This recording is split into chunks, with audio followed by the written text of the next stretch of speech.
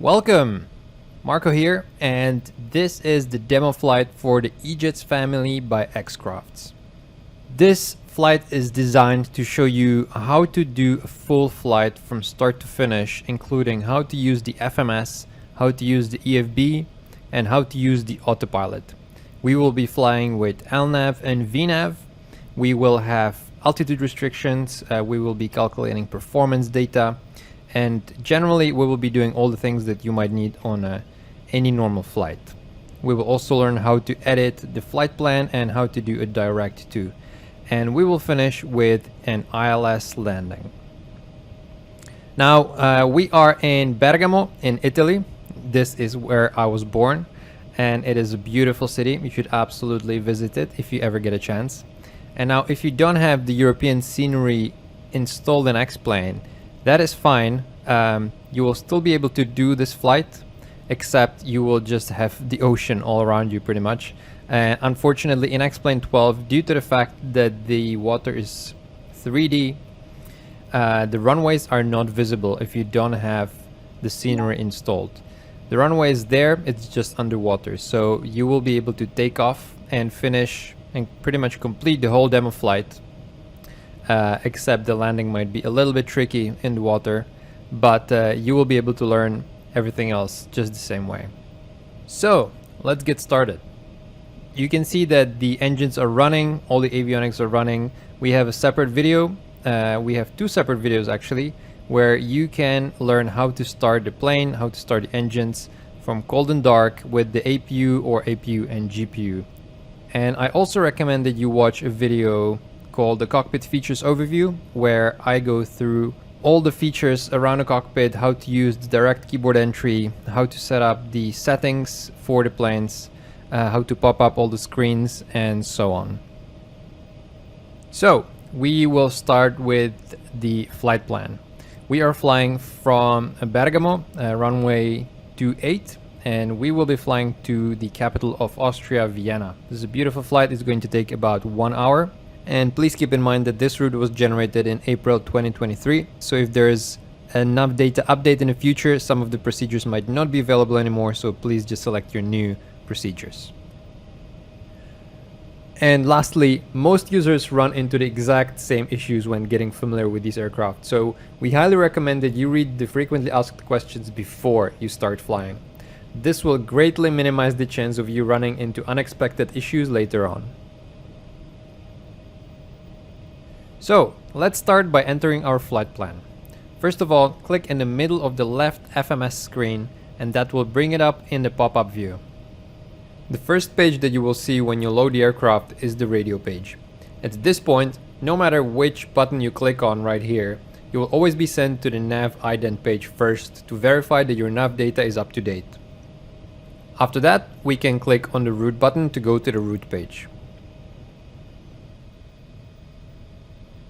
Here we have the origin, this is Bergamo, and now we're going to enter Vienna. So type the ID into the scratchpad, and now we're going to insert it into the destination. We're going to activate that. Now on the MFD, if we go to the plan mode, this is where we will be able to scroll through the entire flight plan. So let's go ahead and select the departure. Runway 28, SID transition, and we can see how the flight plan is being built. You can also see that the line is dashed. That is because this flight plan has not yet been activated. So this is showing you a preview of what you're doing. Once we activate it, the lines will become solid.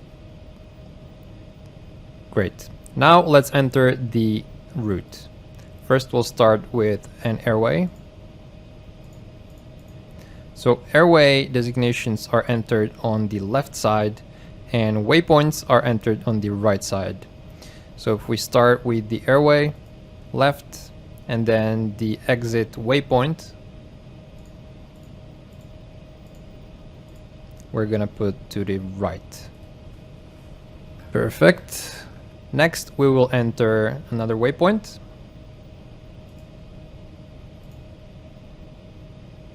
This is not an IFR waypoint. It would not normally be used on a flight plan like this. I just want to include it so that I show you what happens if you're entering a waypoint that has the same ID as other waypoints around the world. So if we try to enter it, we are going to get to this waypoint select page, and this is going to list all the waypoints with the same designation.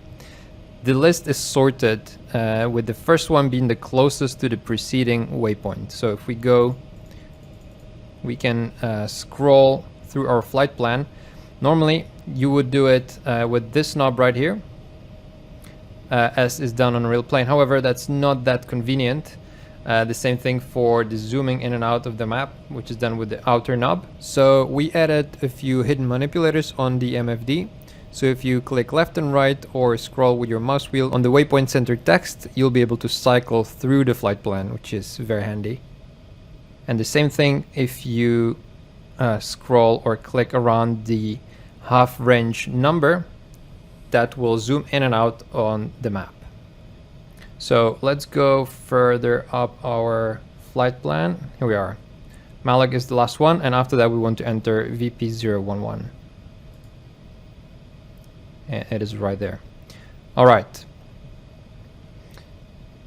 Now that will be our route, and now we just need to enter the arrival. So now we will activate this flight plan.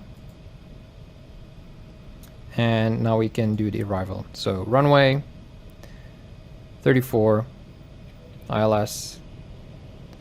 This is the approach transition. And our star is this one right here. Apply and activate. Now notice that suddenly our flight plan has a gap. Let me just clear the nav aids and airport so you can see it a bit better. There is a gap between VP011 and APTAN. What happens is the end of the route ends with a different waypoint than the beginning of the star, and the FMS doesn't know how to connect these two bits of the flight plan. So that is a discontinuity. This is a very simple problem. All we need to do is delete the discontinuity and it will connect the 2 points. So we're gonna hit delete on the keyboard and delete it on the left side where we see the discontinuity. Okay, and now we have these 2 points connected. We're gonna activate, and that is it. So now we can go to the flight plan page. The difference between the route page and the flight plan page is that they both show the flight plan, but the route shows them with the procedures as individual entries. So we have the whole SID represented like this, the whole star is like this, and an airway is designated like this. On a flight plan page, we have all the individual waypoints listed. Keep in mind that the FMS is just a tool that tries its best to piece together the flight plan you want it to fly. However, sometimes when entering airways or SIDs and stars, it can pick the wrong waypoint due to discrepancies in the nav data or a bug in the FMS. Always make sure to review your flight plan on the map in the plan mode before you take off in order to prevent any unwanted surprises while you're high up in the sky. If you see that some waypoints are not in the right place, simply remove them and add them manually until you get the route you want. So no need to panic, just make sure to review your routes before you fly. Alright, so the next step will be the performance pages, but first let's go to the EFB and calculate our performance data. Alright, here's our EFB. In the Cockpit features video, you'll be able to see how I go through all of these tabs and explain in detail how to use them. Right now, what we want to do is go to the weight and balance page. Here I could load the flight plan from SimBrief. If I enter my pilot ID, I could load the flight plan that I generated on SimBrief and simply load the weights. However, I'm going to show you how to do that manually. So we are going to select, if you want payload or zero fuel weight, we want payload. So I'm going to enter 18,800 pounds, and fuel weight is going to be 8,000. This is in pounds. If you would like to use kilos, all you have to do is go to the settings and change weight units to kilos. All right, request manual load sheet. This is looking good. This is showing me all the passengers in each cabin section, with the number in the parentheses is how many children are part of those 16. And here we have the zero fuel weight, takeoff weight, takeoff CG. That's what we're really interested in pretty much. So now I'm going to click load plane. And now I actually loaded the plane with the payload and the fuel that I requested. Perfect. Now I can go to the Takeoff Performance page. We're going to enter Lima, runway 28. Wind. Now wind, of course, depends on your weather that you have right now. However, I'm going to enter my conditions, and you can do that. You will just get a different takeoff data that might not be exactly calculated based on your weather. However, it will still work. So this is the wind. So that's 7 knots and the direction is 357. Next we have the temperature, which is 18 degrees. And QNH is... And takeoff weight is already populated, but if it wasn't, you can find it right here. But as soon as you hit load plane, it will get populated right here. Next, we want the takeoff to thrust. This is the thrust rating system, and we want flaps 2. Compute. And now we have the V-speeds ready for us. So the great thing is I can directly send this to the FMS. So I'm gonna show later. So now we can go back to our FMS.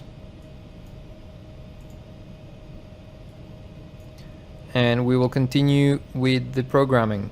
Generally, the FMS is designed so that you will keep hitting the right soft key 6, and that will guide you through the whole process pretty much. So perf init, next. We will be cruising at 31,000 feet. So I can enter 310, I can do 31000, 31,000, or I could even do flight level 310. All of those entries are possible.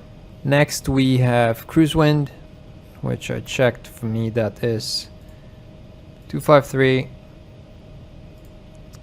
68. Perfect. Takeoff CG is, we can find that right here on the weight and balance, so 19.2.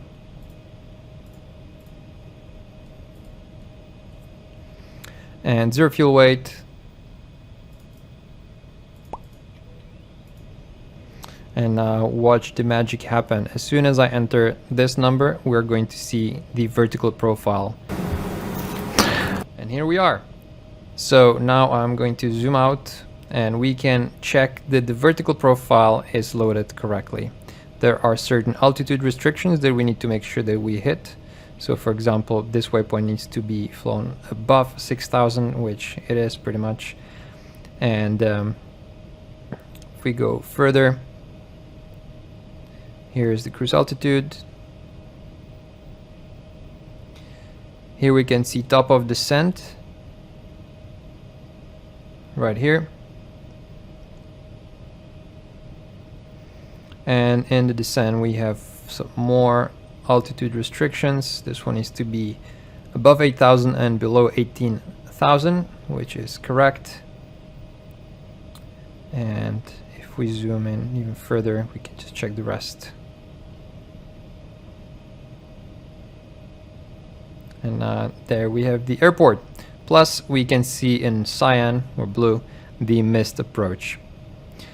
Okay, this is perfect. So let's continue the performance data here. Performance, the speeds, I'm going to leave that as it is. Takeoff dataset, this is where you would select your thrust rating setting, takeoff 1 or takeoff 2. This is pretty much specific to each operator. It doesn't make that much of a difference, but takeoff 1 will give you a bit more power. In our case, we'll leave it at takeoff 2. And the rest of this page can pretty much stay at the default. FMS takeoff. This is going to show me all my selections. Flaps 2, that is correct. If I wanted flaps 1 or flaps 2 or flaps 4, this is where I would change that. Next, takeoff. And okay, here either I could enter the values for the V-speeds manually. I could just type them into a scratchpad and enter them here. But since we have calculated them on the EFB, we can just hit, if we go to the data link page, we hit send to FMS. Suddenly we can see that the data was received, so now we can load the V-speeds directly. If we hit that, V-speeds loaded. Now I go back to performance takeoff and we can see the V-speeds are right there. And we can also see that the V-speeds are now populated on the PFD right here. That's great. Okay, now I want to check that I have the flaps set as based on the performance here. So flaps 2. We need pitch trim 3.5.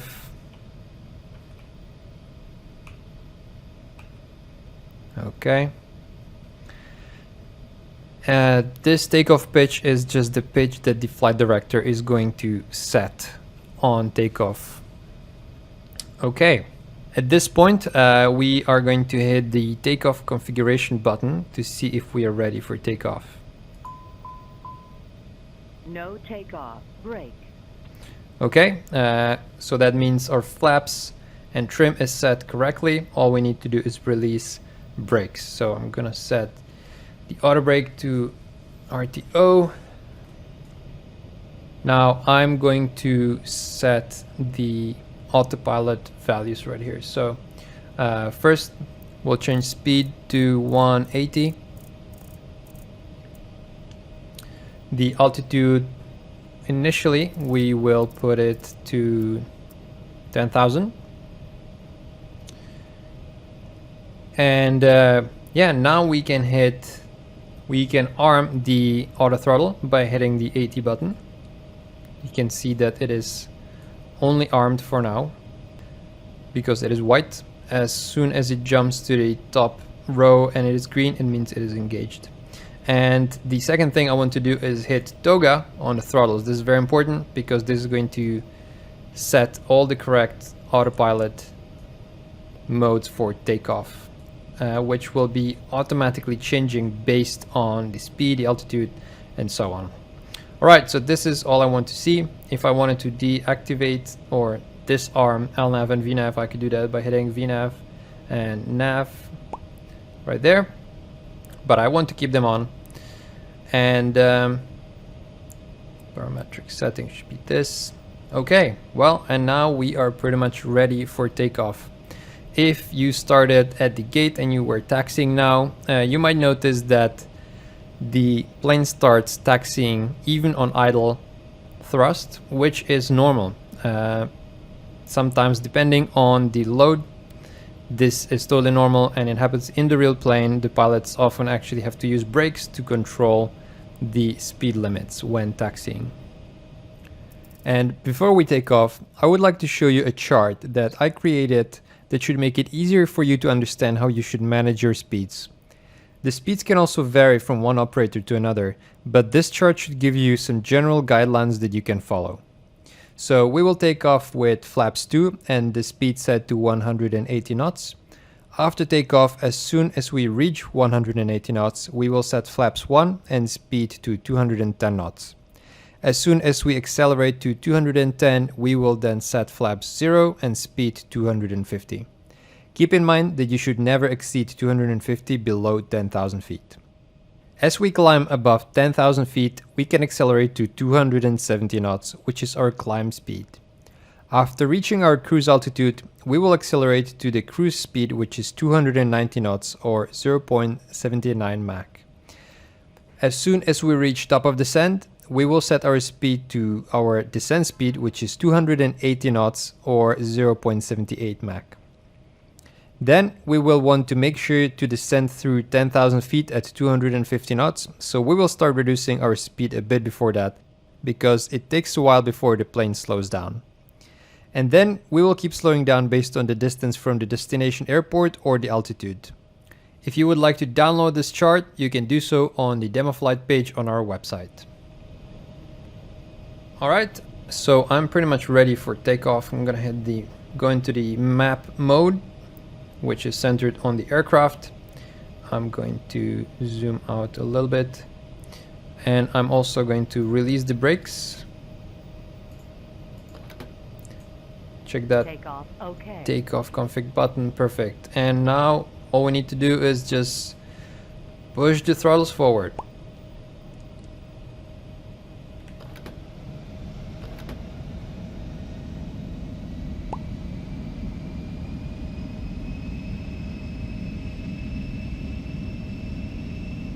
You can see that the auto throttle has now engaged. We can see the flight director. The auto throttle now went into the hold mode when it's going to hold the throttles full forward. Now we have track as the lateral mode.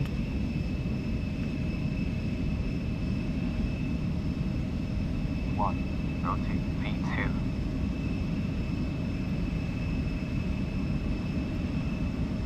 Alright, gear up.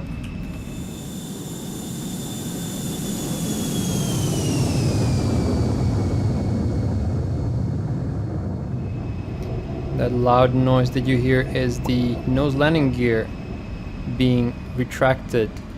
Alright, now I'm going to engage the autopilot.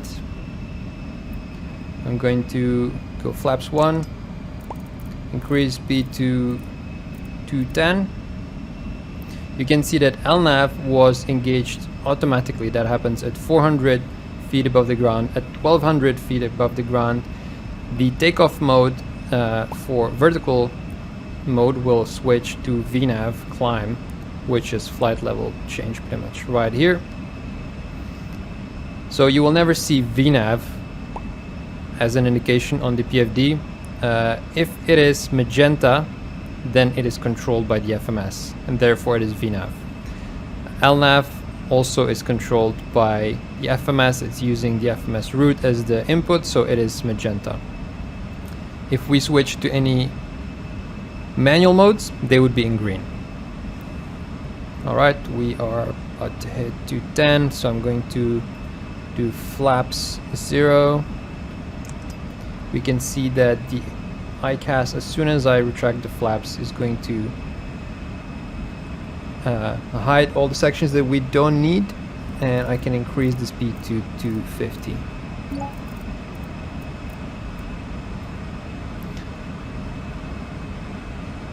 Now the plane is going to level off slightly in order to increase speed so that it can restart the climb. If you want to see the information on the ICAS, you would have to hit the ICAS full button.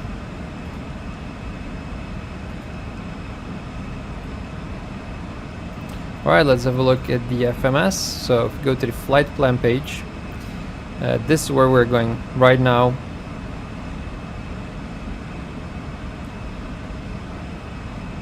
And yeah, now as we hit 6,000 feet, we are going to press the standard button on the barometric setting.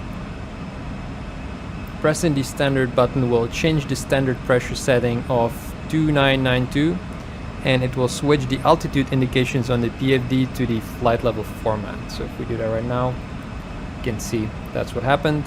In the US, the transition altitude is always 18,000 feet. However, in Europe, the transition altitude varies and can be as low as 3,000 feet.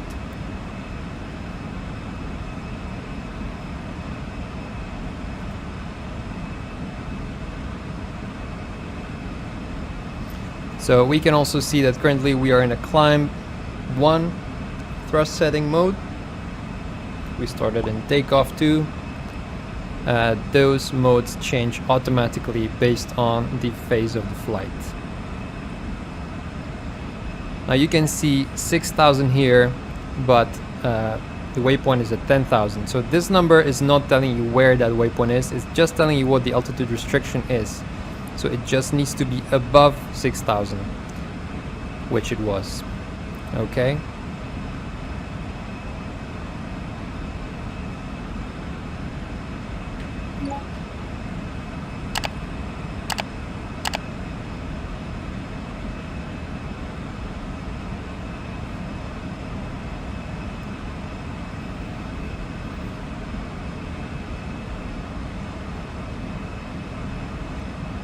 Now, although our cruise altitude was set as 31,000 feet, we have bugged the 10,000 feet in the PFD.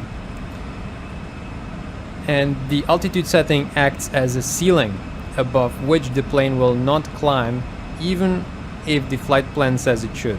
Instead, the autopilot will go into altitude mode and it will level off at that altitude. So you will see that as we hit 1,000 feet from 10,000, we got that flashing and the beep. As we hit 10,000, the plane will level off until we tell it that it can continue flying up. Okay, now we can see that it is going to level off. There we are. This is in case that ATC tells you need to climb and wait, something like that. But we don't have to wait for anything, so I'm gonna go right ahead and increase the altitude to 31,000 feet now. And as soon as I hit the flight level change button, it will start climbing again. There we go. And also we're above 10,000, so we can increase the speed to 270, which will be our climb speed.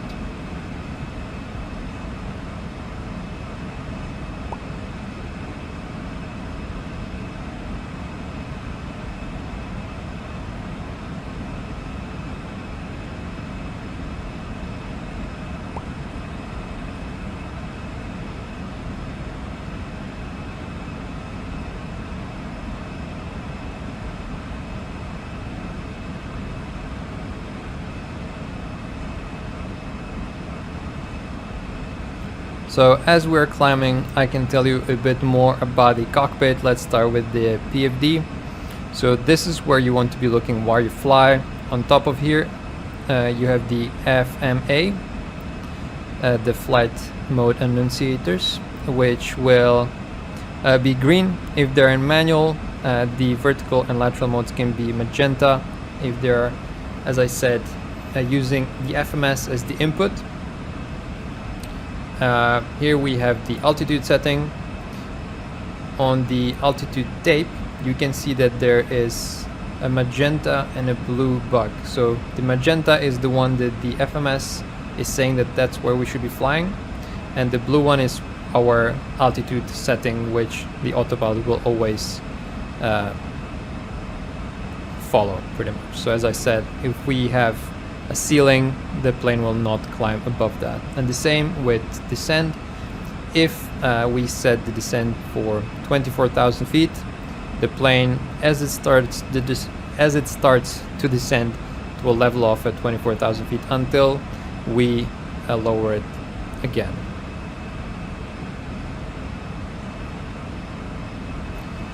Here we have the speed. At some point we're going to see the speeds jump from knots to Mach.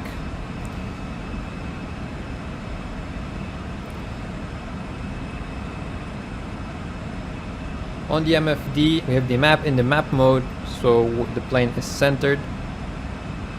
Then we have the plan mode, where it is waypoint centered, and we can scroll through the flight plan. You can see where we are right now, right there. Perfect. Then we have the system pages. So if we go here, we have status, we have flight controls, hydraulics, fuel, electrical page. This is the environment. I forgot now what it stands for exactly, but pretty much the bleed air and air conditioning. And we have the anti-ice.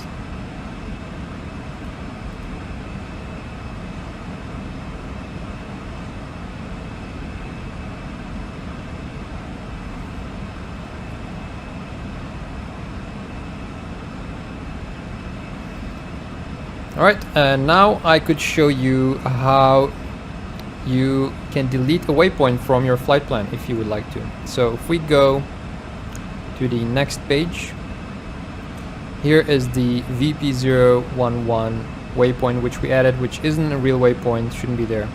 So now we can go ahead and delete it. So if we go to the flight plan page,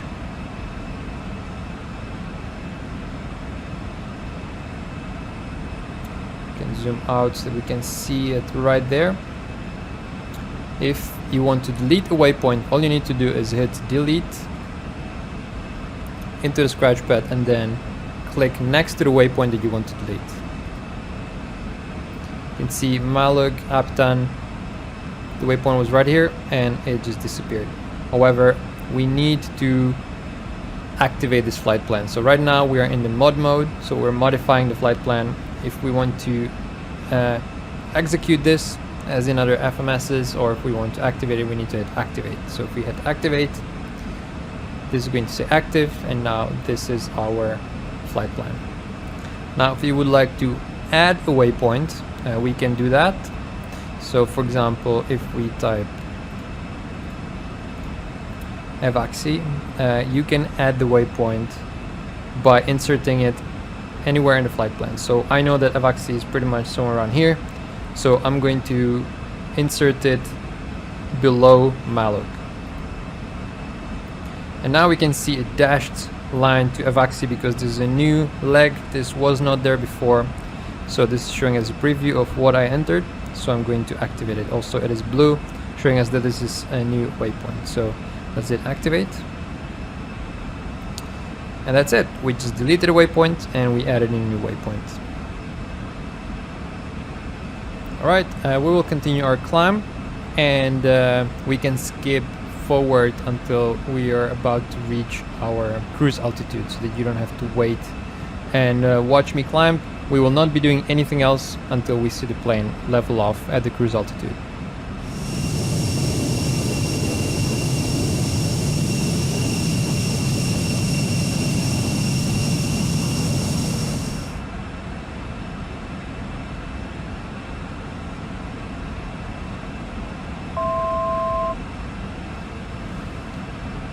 Alright, and we just heard the beep, meaning that we are 1,000 feet away from our cruise altitude.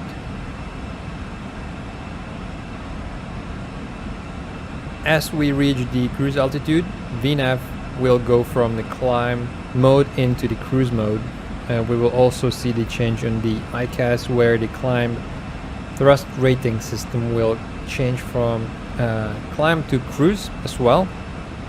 We will increase the speed to our cruise speed, and we will watch the plane follow the route.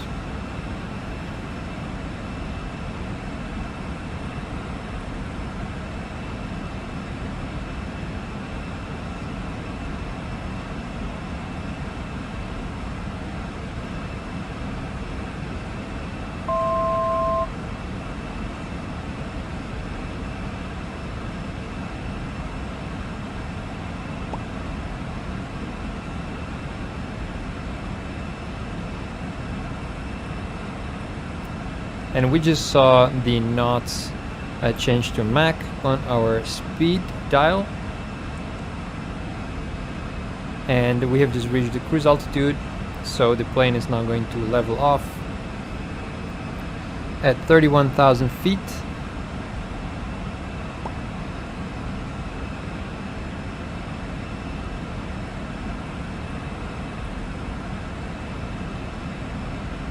We can also see that the thrust rating system changed to cruise, and now we are flying towards Avaxi. And now here's where I would like to show you how you can do a direct to. So doing that is pretty straightforward. All you need to do is select the waypoint you want to fly to. In our case, that will be Aptan right here. So I'm going to select Aptan, click on the left side of it. That's going to bring it into the scratch pad, and then I'm going to enter it into the amber or yellow first row. So the pilots are taught to always feed the amber. So let's do that. Direct, activate, and now the plane is going to fly towards Aptan.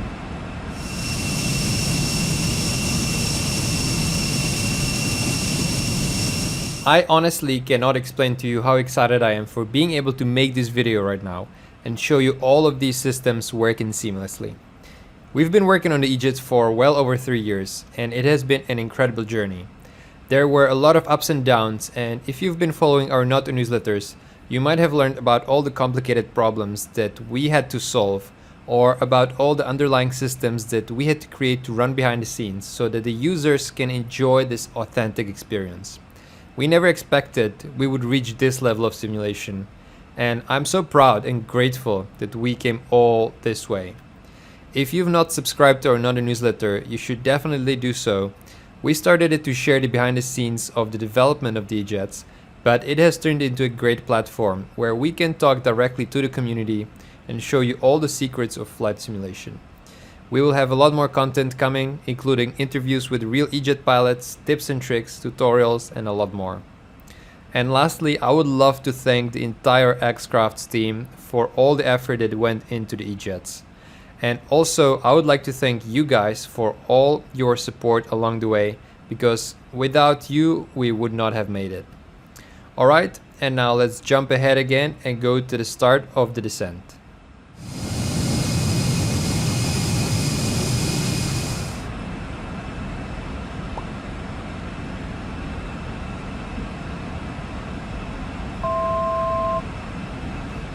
Okay, and we just heard the beep telling us that we will soon reach the top of the descent. At the same time, we have now the vertical deviation scale that will help us guide the plane down, all the way down to the airport. So now you have to do one thing. You have to decrease the altitude. This is absolutely crucial. If you do not decrease the altitude, as you hit top of descent, the plane will not start descending and you will be above your descent path pretty much.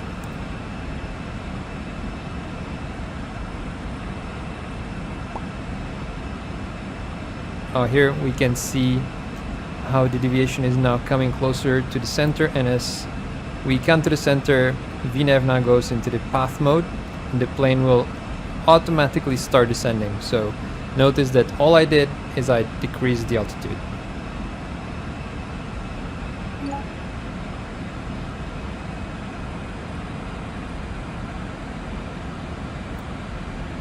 I'm going to decrease the speed to 280. And yeah, the altitude you can decrease to whatever ATC tells you. I am decreasing it to 3,000 feet because that way we will level off at 3,000 and we will capture the glide slope from below nicely and smoothly. If you are flying an RNAV approach, you could potentially take the altitude down all the way to your minimums.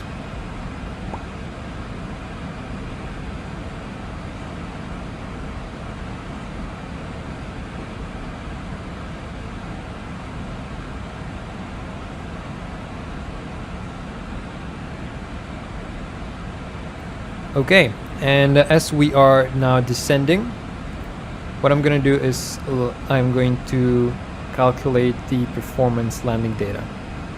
So we will be landing at Vienna,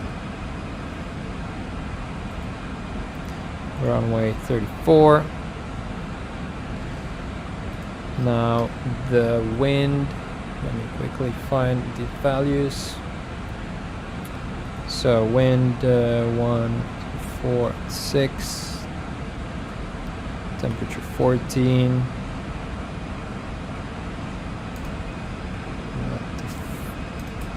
90.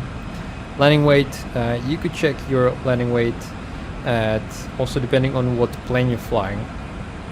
I'm flying the E175, however if you're flying the E195 or any other plane, the weights obviously will be different. We can check the gross weight, and I think we'll be near 70,000 from my previous test, so I'm going to enter. So I'm just gonna make this a little smaller. 70,000.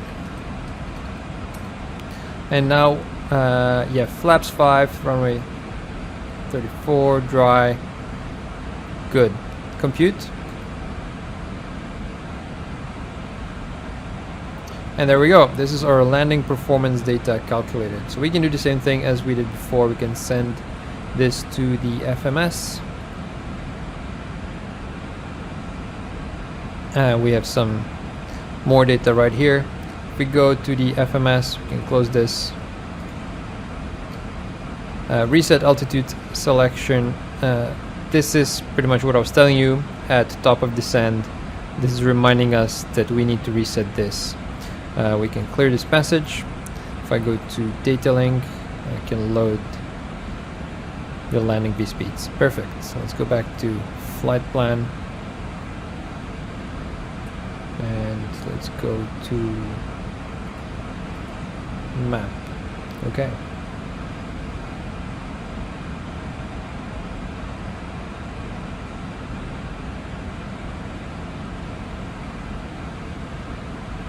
This number right here, this is our minimum. This is the radio altimeter minimums. The knob for the minimums is right here. We can change it to the barometric minimums as well by clicking on the knob right here. Also clicking here is if you switch the baro setting units.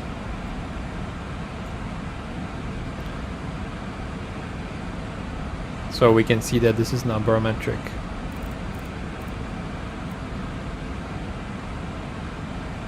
When you're setting the barometric minimums, you might want to know what the altitude of the airport is, which you can find right here. This is the landing field elevation, 500 feet, which is calculated after the flight plan has been entered.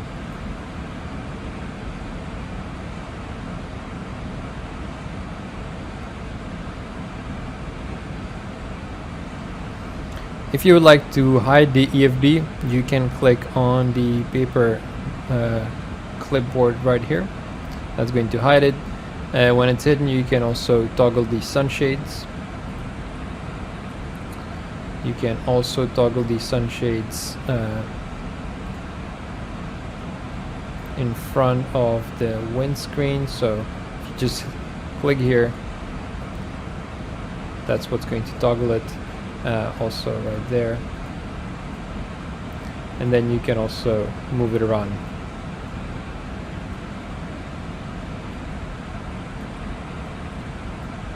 If you click on the clip, that's also going to hide it.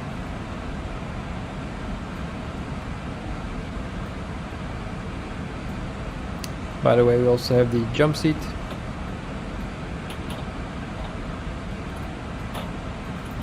With a mysterious QR code. You should absolutely scan all the QR codes you find. Oops, sorry, I opened the cockpit door there. Let me close the jump seat. Now, since we have the time while we're descending, I might want to look up the ILS frequency. So you could look that up on the charts. What I like to do, which is the most easy way to do, is if I open the map, in the IFR low en route, I'm gonna select the 34 and I'm gonna tune in nav 1. Actually, it was already tuned in right here before, so it didn't change. but if you wanted to change the frequencies, you can do that on the radio page. So if you hit radio, this is where you would be changing all the frequencies.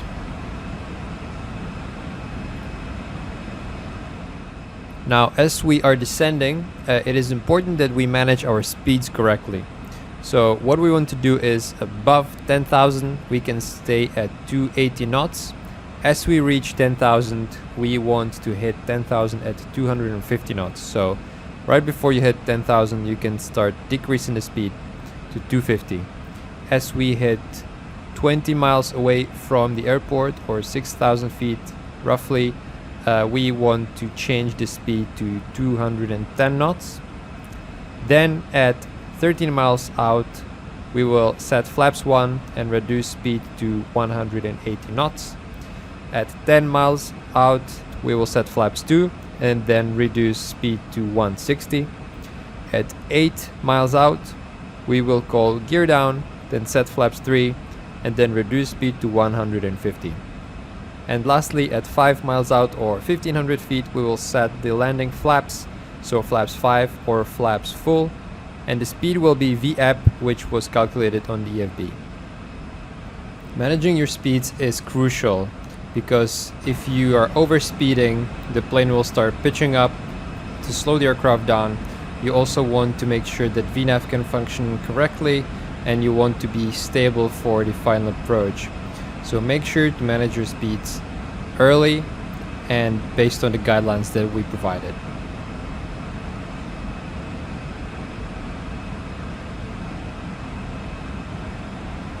And you could notice that we are currently flying leveled, so straight. That is because there is a step in the descent due to the altitude restrictions.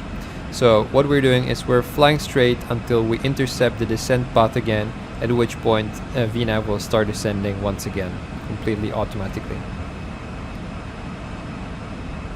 You might notice that the cockpit is quite dark. Unfortunately, that is a side effect of the X-Plane 12 rendering, and that is supposed to be addressed. I talked to the guys at Laminar and they said that this is their issue. Us developers should not be doing anything about it. They are going to need to fix that pretty much. Okay, we're continuing our descent at a slightly excessive rate right now. There's definitely things that we can still improve to make it a little bit more smoother as we are reaching new waypoints. Sometimes the path scale jumps a little bit, but that's alright. We're back on the descent path.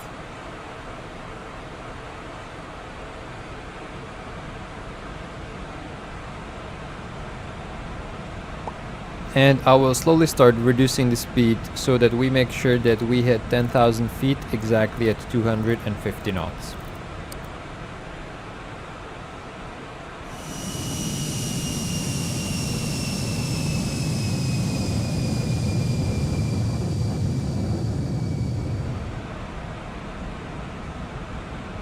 Alright, we are in our approach right now. So I'm just gonna make sure that we have we're managing our speed correctly.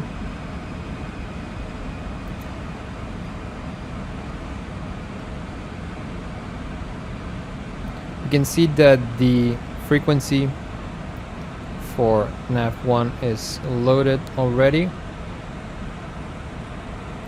And what we can do, and what you should do, is hit this preview button.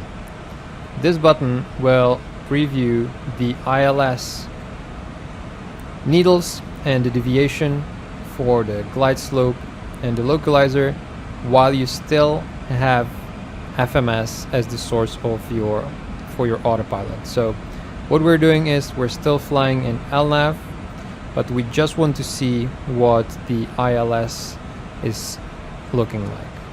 So as we make our turn right here, we will see that right now it's exactly opposite. It's behind us and it's offset, but as we make this turn, we will see that the needle will that we will align with the localizer, and at that point we will also be able to switch from the FMS as the source for the autopilot, which you can see right here, to the VOR or localizer by hitting the V/L button right here.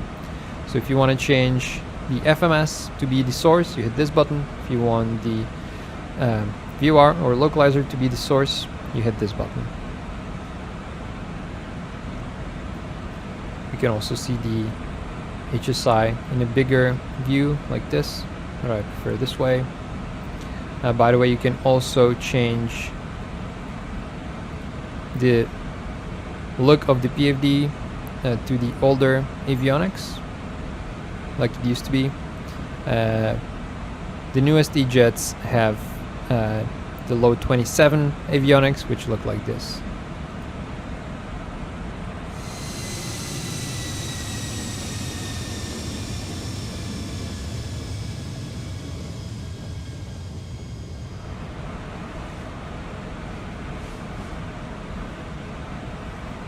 Alright, let's turn the landing lights on.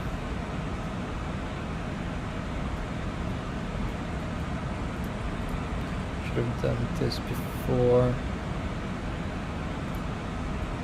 Alright. Okay, and now we can see how we are nicely aligning with the ILS.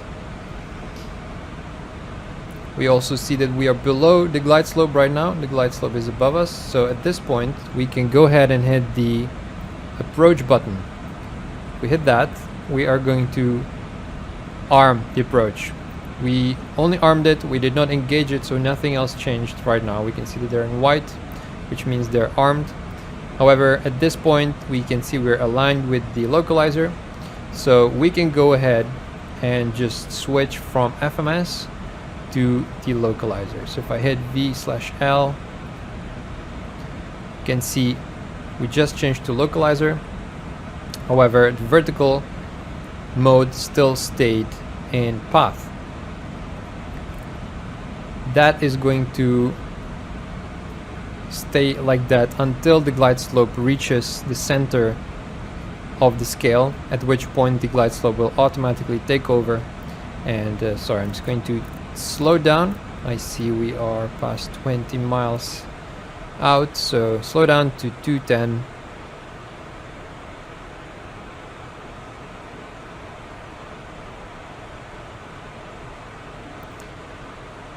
Keep in mind that the plane will take some time to slow down, so always manage your speeds early.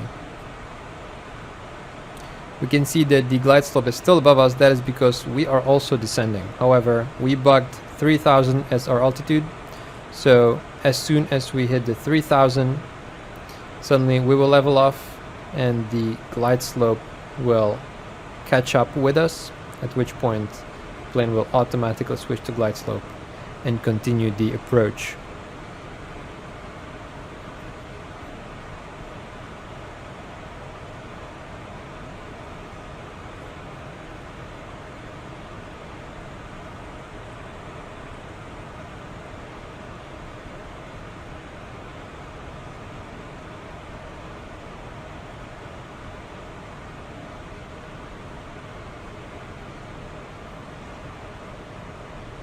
Alright, we just hit 210, so I'm gonna set flaps 1.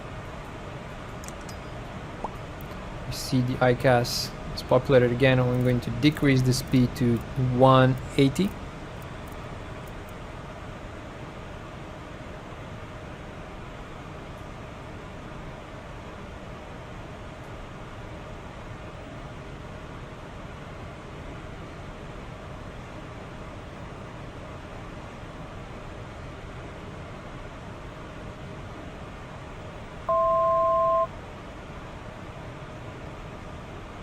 Okay, we'll soon reach 3000. We're not slowing down quite fast enough, so I'm gonna add a bit of speed brake. So we slow down a bit more. As soon as we hit 10 miles pretty much, or 180. I'm gonna do flaps 2, and I'm going to decrease, close the speed brake, decrease speed to 160. And we just saw the glide slope automatically capture. So now the plane will descend down on the ILS. All I need to do now is make sure that we are stabilized.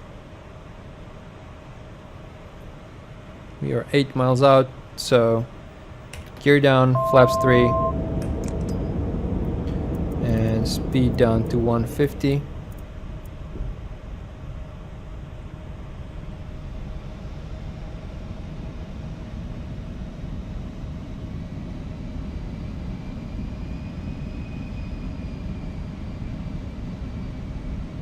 can see the runway right there.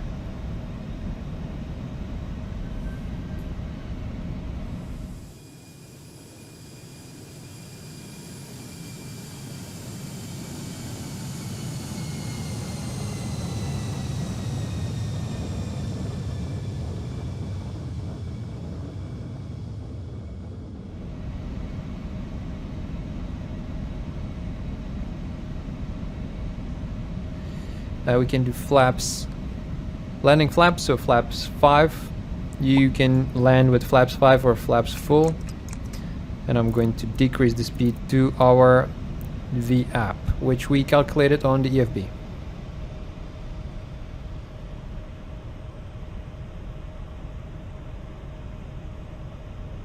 You can see on top of here it says approach 2. That depends on the minimums. If we are on minimums, radio minimums, we'll have approach 1. It also depends on the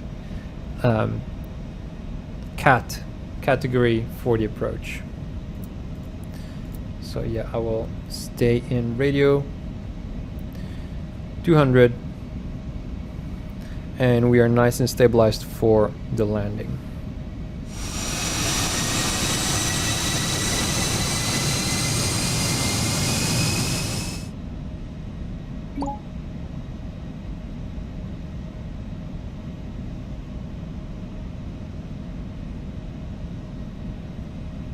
We can see on the altitude tape the R, that is the bug for the minimums.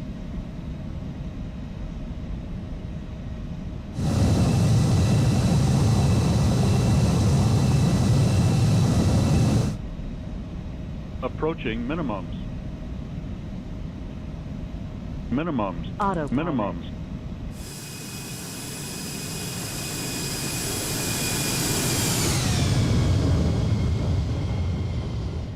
$50, Throttle. 30, Throttle. 20, 10.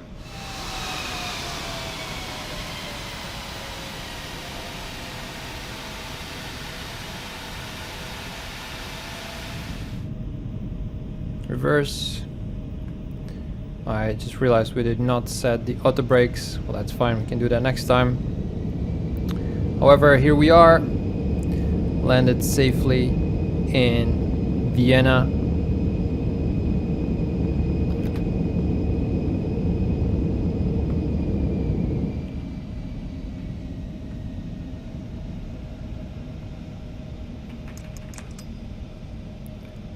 Flaps up.